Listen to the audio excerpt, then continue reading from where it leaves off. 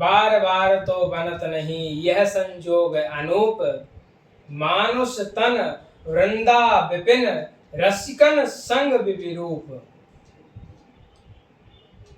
बार बार ऐसा संयोग नहीं बनता है, बड़े कृपा से ऐसे संयोग बना करते हैं कि मानुष्य शरीर मिल गया, उसी में वृंदावन धाम का आश्रय मिल गया, और वृंदावन धाम का आश्रय लेने के बाद प्रिया प्रीतम की इतनी कृपा होने के बाद भी जीव भजन में ना लगे तो उसको धिक्कार है। सत्संग में ना लगे, कीर्तन में ना लगे, भगवान के भजन में ना लगे, प्रभु के स्मरण में ना लगे तो उस जीव को धिक्कार है।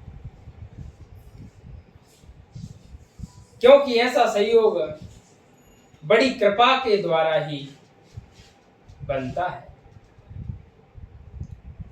और इतने में ही रसिकों का संग मिल जाए, अद्भुत। रसिकों का, भक्तों का संग मिल जाए तो ये सबसे बड़ी ठाकुर जी की कृपा है। ठाकुर जी स्वयं मिल जाए ये बहुत बड़ी कृपा नहीं है। सबसे बड़ी कृपा क्या है? बोले रसिकों का संग, अपने प्रिय भक्तों का संग, संतों का संग यदि दे दें तो साक्षात ठाकुर जी की विशेष आती विशेष कृपा है। क्योंकि संत मिलने से ठाकुर जी तो स्वयं मिल जाते हैं, ठाकुर जी तो घर के हो जाते हैं। फिर जिसके पास संतों का सानिध्य मिल गया, जिसको भक्तों का सानिध्य मिल गया, जिसको रसिकों का सानिध्य मिल गया, अब तो महाराज क्या उसको प्रिया प्रीतम नहीं मिलेंगे? क्या अभी भी संदेह है? नहीं, किंचन मात्र संदेह नहीं रह सकता। श्री युगल सरकार की अति कृपा हो गई, जिसको रसिकों का संग मिल गया, वृंदावन का सहयोग मिल गया,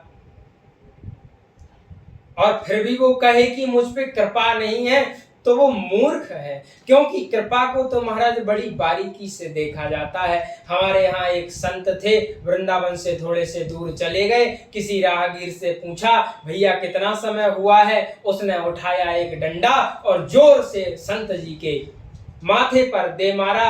अब तो महाराज क्या कहें, संत ने दोनों हाथ से अपने माथे को पकड़ा और चिल्लाने लगे, नाचने लगे, ठाकुर जी की बड़ी कृपा, प्यारी जू की बड़ी कृपा, बहुत आनंद, बहुत आनंद, बहुत कृपा, आहा हा, इनकी कृपा के क्या कहने। ऐसे करके महाराज डोलने लगे, झूमने लगे, नाचने लगे।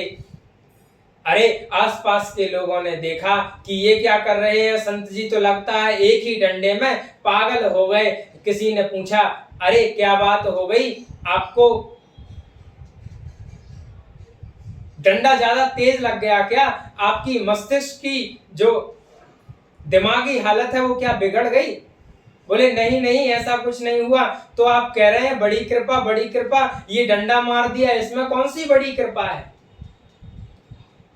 डंडा मार करके उसने बताया कि 1 बजा है। तो संत जी कहने लगे भैया बात ऐसी है, यदि मैंने 1 घंटे पहले पूछा होता तो ये 12 डंडे मार करके बताता। इसीलिए ठाकुर जी की बड़ी कृपा है कि 1 ही डंडे में उन्होंने निपटा दिया, 12 डंडे नहीं खाने पड़े मुझे। इसीलिए ठाकुर जी की कृपा तो महाराज संत लोग जानते हैं, वैष्णव जानते हैं, भक्त जानते हैं, रसिक जानते हैं, प्रेमी लोग जानते हैं महाराज की ठाकुर जी कैसे, कितने उदार हैं, कितने कृपालु हैं, कितने दयालु हैं। और ऐसे रस के सागर, रस सिंधु, प्रेम की मूर्ति और सौंदर्य की पराकाष्ठा, देखो माई सुंदरता की सीमा, श्री 84 जी। देखो माई सुंदरता की सीमा। ये युगल सरकार कैसे विलसते हैं, कैसे विलास करते हैं, दोनों वृंदावन की रस वीथियों में विचरण करते रहते हैं। युगल सरकार, सायंकाल की वेला है और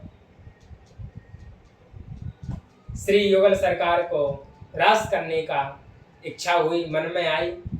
और वैसे तो प्रतिदिन ही संध्याकालीन वेला में युगल सरकार का रास होता ही है। और फिर महाराज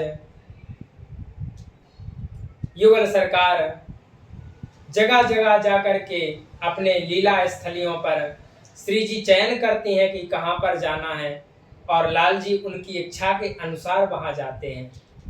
तो आज प्यारीजू का ही मन हुआ कि चलो यमुना पुलिन पर चल करके रास रचाएंगे, और समस्त सखी सहचरियां युगल सरकार के पीछे पीछे आई और श्री यमुना पुलिन पर एक सुंदर मनोरम स्थान निकुंज में पहुंच गए, और वहां पर बगल में ही बिल्कुल यमुना जी कल कल कल्लोलिनी धारा कर करके बह रही हैं। और महाराज यहाँ युगल सरकार रास करने का विचार करते हुए, महाराज शरद पूर्णिमा का समय है, युगल सरकार नृत्य कर रहे हैं, समस्त सखियां बलिहारी जा रही हैं, एक दूसरे को प्रिया प्रीतम निहार रहे हैं, और युवतियों के जूथ वहां पर खड़े हुए हैं, और बड़े सुंदर सुंदर राग रंग का प्रयोग हो रहा है। बड़े सुंदर सुंदर ललिता आदि सखियां बड़े बड़े सुंदर राग आलाप रही हैं। हाँ देश सुधंग राग रंगनी को, ब्रज जोवतिन की भीर सजनी। और बड़ा सुंदर मनोरम सुंदरता लग रही है। ऐसे सुंदर स्वरूप का वर्णन है। बड़े सुंदर सुंदर राग आलाप रही हैं सखियां, और युवतियों के घेरे के घेरे बनाए हुई खड़ी हुई हैं, प्रिया प्रीतम को निहार रही हैं। हाँ जय श्री हित हरिवंश मगन मन श्यामा, हित हरिवंश मगन मन श्यामा, हरत मदन घन पीररी सजनी। और श्यामा श्याम बड़े मगन होकर के, प्रसन्न चित्त होकर के, एकाचित्त होकर के महाराज रास कर रहे हैं। रास में क्या है, दो युगल सरकार लीला करने के लिए ये दो हो जाते हैं, बाकी तो एक ही हैं। राधा कृष्ण दोनों, एक हाथ श्री लाल जी का प्रिया जी के गले में, प्रिया जी का हाथ लाल जी के गले में, दोनों वृंदावन की जब रस वीथियों में विचरण करते हैं तो महाराज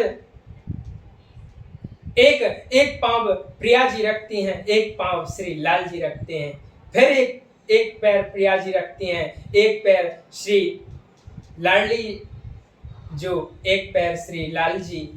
और महाराज वृंदावन की जब रस वीथियों में विचरण करते हैं तो महाराज एक हाथ में श्री लाल जी वंशी को धारण करे हैं, दूसरे हाथ से श्री प्यारी जी उस पे उंगलियां चला रही हैं, और वंशी पे आज फूंक भी श्री राधा रानी अपने अधरों पे वंशी को लगाए हुए हैं।